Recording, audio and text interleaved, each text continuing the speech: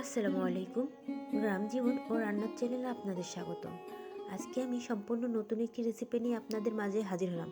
তো চলো দেখে আসা যাক কীভাবে চিংড়ি মাছ দিয়ে কচুর ডাঁটা রান্না করতে হয়।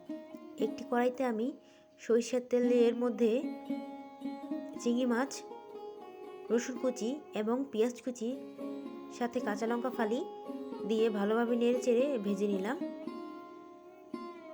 এখন আমি এর মধ্যে সামান্য পানি দিয়ে মরিচের গুঁড়ো এবং হলুদের গুঁড়ো দিয়ে দিলাম, সাথে স্বাদ মতো লবণ দিয়ে দিলাম। এখন আমি নেড়ে চেড়ে মশলাটা ভালোভাবে কষিয়ে নেব।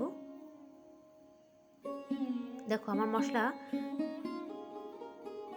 কষানো হয়ে আসছে, সুন্দর একটি কালার এসেছে।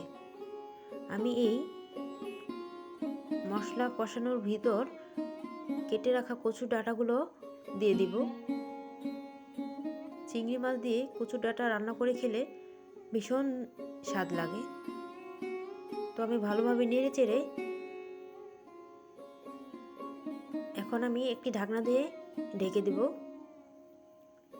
এবং আমি কচু শাকে কোনো বাড়তি পানি ব্যবহার করিনি। ঢাকনা দিয়ে ঢেকে দেওয়ার ফলে যতটুকু পানি উঠেছে ওই পানি দিয়ে আমার কচুর ডাঁটাগুলা রান্না হয়ে গিয়েছে। তো দেখো ঢেকে দেওয়ার পর আমার কচুর ডাঁটাগুলা কি সুন্দর নরম হয়ে গিয়েছে।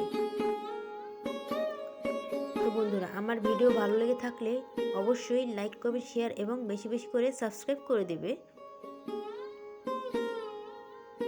এবং চিংড়ি মাছ দিয়ে তোমরা এই কচু বাসায় এভাবে অবশ্যই রান্না করে খাবে, দেখবে ভীষণ দারুণ স্বাদ লাগে। তো দেখো আমার ঢেকে দেওয়ার জন্য আমার কচু শাকে বেশ পানি উঠে গিয়েছে এবং কচু শাকটা আস্তে হয়েও গিয়েছে। দেখেছো কত সুন্দর কালার হয়েছে, যেমন কালার হয়েছে তেমন খেতেও দারুণ হয়েছে। এভাবে